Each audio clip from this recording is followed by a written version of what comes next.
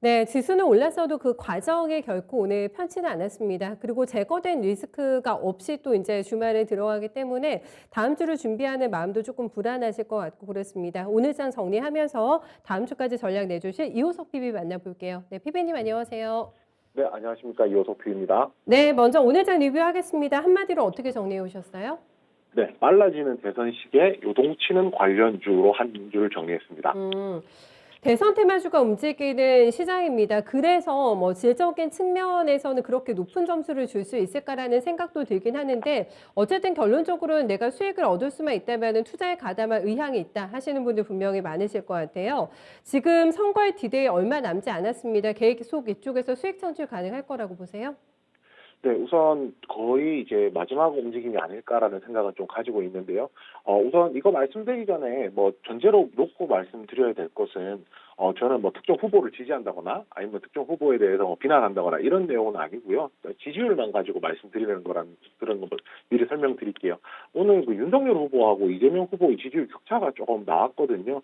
그렇게 되니까 아무래도 이런 투심 자체가 지지율 격차에 따라서 이제 지지율에 따라서 지지율이 당연히 승리할 가능성이 높아진 후보한테 조금 쏠리는 경향은 있는 것 같고요. 아무래도 수급은 그렇게 쏠리는데 방금 앵커님께서 말씀하셨듯이 질적으로 시장이 좋아졌느냐라고 말씀하신다면은 질적으로 그렇게 좋다고 생각하진 않습니다. 왜냐하면 오늘 상승한 종목들 대부분이 윤석열 관련주이긴 하지만 정책 관련주라기보다는 인맥 관련주, 뭐 박병준 씨나 서울대 법대 이런 식의 인맥 관련주가 대부분이거든요. 그렇기 때문에 질적으로 굉장히 좋지는 않다고 생각을 하고요. 만약에 대선 관련주에 대해서 좀 접근을 하실 생각이 있으신 분들이라면 지금 인맥 관련주를 따라가는 것도 방법이 되긴 하겠지만 그것보다는 정책 관련주 위주로 해서 조금 더 종목을 압축해서 보시는 것이 조금 더 안전하게 투자하실 수 있는 방향이 아닐까 생각합니다. 네, 정책주라 하면 어떤 쪽을 일컬어 주시는 건지 좀 들어볼 수 있을까요? 네네. 네. 지금 이제 대표적인 정책이라고 하면 부동산 정책은 모든 후보들이 똑같이 내어놓고 있는 상황이거든요. 뭐 공급을 늘려야 한다든지 하는 내용들인데요. 아무래도 이제 건설주 위주로 조금 보시면은 좋을 것 같고요. 그 외에 뭐 지금 공통적으로 나오는 것이 뭐 자영업자 살리기라든지 이런 부분도 있지만 뭐 주식 시장에서 가시적으로 볼 수 있는 거는 건설주가 가장 빠를 것이라 생각하기 때문에 뭐 대형 건설주부터 중소형 건설주까지 한번 전체적으로 살펴보시는 것이 굉장히 도움이 되실 거라고 생각합니다. 오늘 강했던 원전도 정책주로 볼 수 있겠습니까? 네, 그렇죠. 이제 원전 관련주도 결국에는 이제 어떤 후보든지 간에 그 이제 강도의 차이가 있을 수는 있겠지만은 뭐 탈원전에 대해서 조금 더 이제 유보된 스탠스를 보이는 것은 이제 좀 어느 정도 가망이 있거든요. 그렇기 때문에 원전 관련주도 조금 엮어서 볼 수는 있을 것 같습니다. 네. 그러면 오늘 장에 좀 포인트를 짚어주세요. 어떤 게 눈에 띄셨을까요? 네, 오늘 가장 눈에 띄었던 것은 정부가 거리두기 일부 완화를 했다는 소식이었는데요.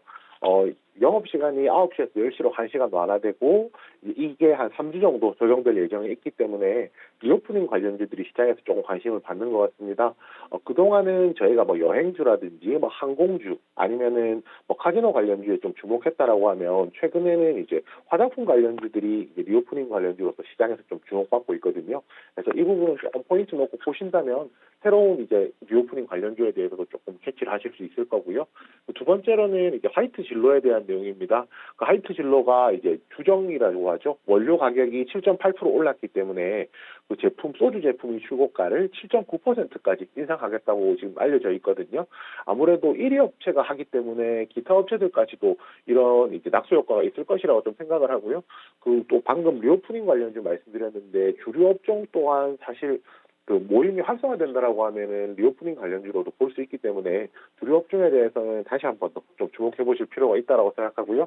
제가 앞서서 말씀드렸던 건데 그 양강의 격차가 조금 벌어지고 있기 때문에 대선 관련주에 대해서는 다시 한번 주목해 보자라고 말씀을 드리겠습니다. 그렇지만 이러한 것은 뭐 이런 설문조사, 지지율 조사 같은 것은 시간이 얼마 지나지 않아서 다시 한번 또 진행을 한다라고 하면 그 결과가 바뀔 수 있기 때문에 제가 말씀드렸듯이 인맥 관련주에 좀 접근하기보다는 모든 후보들이 지금 공통적으로 내놓고 있는 건설과 관련된 부동산과 관련된 이제 건설주 관련해서 조금 더 포지션을 잡아 놓으신다면 좀 안정성이 있을 거라고 생각합니다. 네. 대선 테마주에 접근할 때는 내가 이 변동성을 감내할 수 있을 것인가에 대한 분명히 각오가 돼 있으셔야 될 것 같은데 그래서 인맥보다는 아마 정책 관련주가 조금 더 편안할 수 있다라는 관점이신 것 같고요. 아직 많이 안 움직였습니다. 건설과 관련된 포인트 계속해서 짚어주셨고 지금 보니까 히림이 또 거래대금 탑10 안에 들어왔거든요. 네, 이런 것도 얼마나 대선 테마주에 대한 관심이 뜨거운지를 방증하는 또 하나의 대목이 될 것 같습니다. 다음 주 일정 좀 체크 한번 해볼까요, 그러면? 네, 우선 이제 22일에 JYP 엔터의 신인 걸그룹인 엠믹스가 데뷔를 하기로 예정이 되어 있었는데요. 한 몇 시간 전에 기사가 새로 나와서 그 그룹 멤버 중에 하나가 확진이 되면 코로나19 확진되면서 다음 달 1일로 쇼케이스 연기했다는 이야기가 있었거든요. 한 일주일 정도 연기된 셈인데 뭐 그것을 떠나서 JYP 엔터에서 이제 새로운 걸그룹 말 그대로 이제 제조업으로 치면 신제품이 나오는 거나 마찬가지잖아요. 그래서 이에 따른 효과가 어떤 것이 있을지 조금 주목해 보실 필요가 있고요. 23일에 이제 프론티어가 상장을 합니다. 이 프론티어 같은 경우에는 뭐 자율주행 관련주라고 좀 연관 지을 수가 있는데요. 최근에 공모주 시장이 1월에 한창 뜨거웠다가 조금 식었는데 다시 한 번 더 뜨거워질 수 있을지 좀 관심 가져볼 필요가 있고요. 24일에는 드론쇼 코리아가 개최됩니다.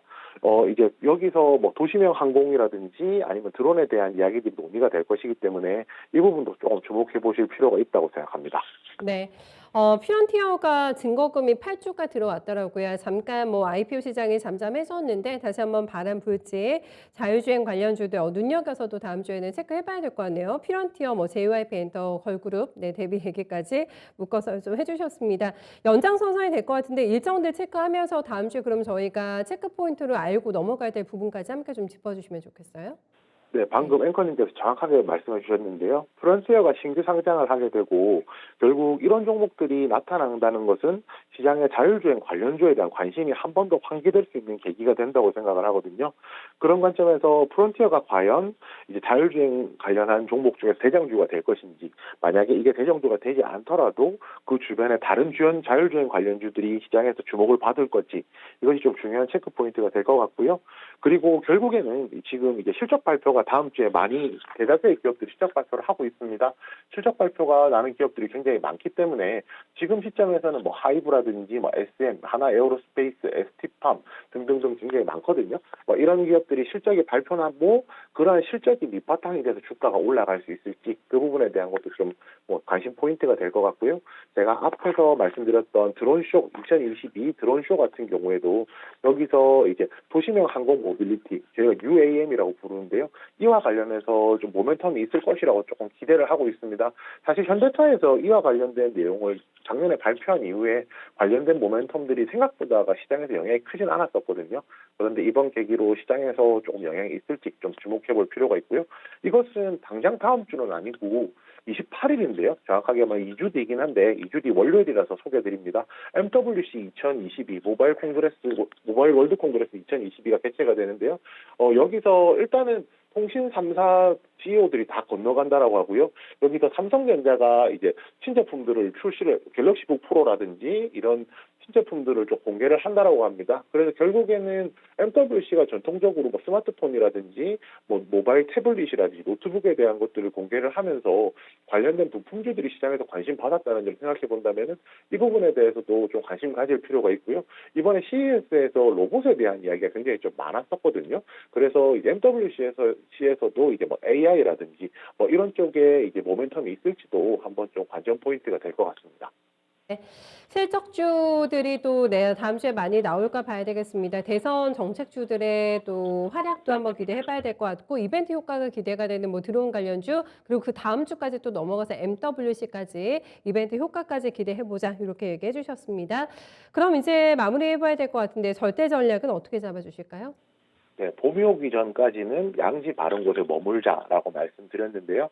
제가 양지 바른 곳이라고 말씀드리는 것은 바로 실적입니다. 다음 주부터 실적들이 본격적으로 나올 거고요. 장이 안 좋을 때는 믿을 것은 사실 실적밖에 없다라고 생각을 하거든요. 그렇기 때문에 주식시장에 따뜻한 봄이 오기 전까지는 햇빛이 있는 양지에 있는 실적이 좋은 종목들 위주로 해서 한번 매매해보는 것이 굉장히 전략적으로 굉장히 좋을 것이라고 생각합니다. 다음 주에 실적 발표 예정돼 있는 기업 중에서 미리 좀 선점해가지고 매매할 만한 종목 있을까요? 그러면 조금 찝어주실 수 있으세요?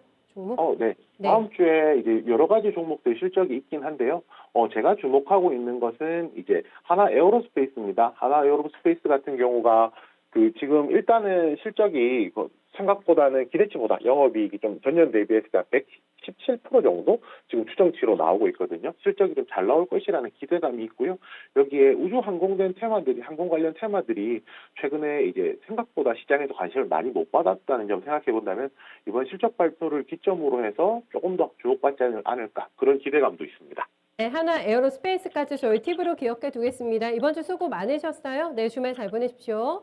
네, 감사합니다. 네, 우석 PB와도 얘기 나눠보면서 든든하게 다음 주까지 저희 준비 도와드렸습니다. 오늘 장 마치고는 신라젠 관련돼서 이거 뉴스 확인해 보셔야 될 것 같아요. 물론 주주분들은 꼭 체킹이 되시는 일정일 것 같은데 상장 폐지 여부와 관련해서 오늘 코스닥 시장위원회에서 최종 심의 결과가 발표가 됩니다. 보니까 아직 안 나와가지고 지금 곧 나오지 않을까 싶은데 이 결과 확인해 보셔야 될 것 같고요. 종목에 대한 고민 있으신 분들은 저희 9시 미스터 진단에서 도움 받아보실 수 있습니다. 금산 전문가 박준영 운용격 대기하고 계세요. 네, 두 분께 도움 받고 싶으신 분들 아래 번호로 지금 바로 전화 주시면 접수 가능하니까 많은 참여 부탁드리겠습니다.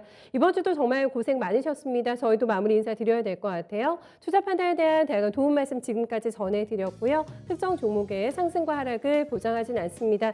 이어지는 진짜 쉬운 진단도 채널 고정해주세요. 저는 다음 주에 뵙겠습니다. 고맙습니다.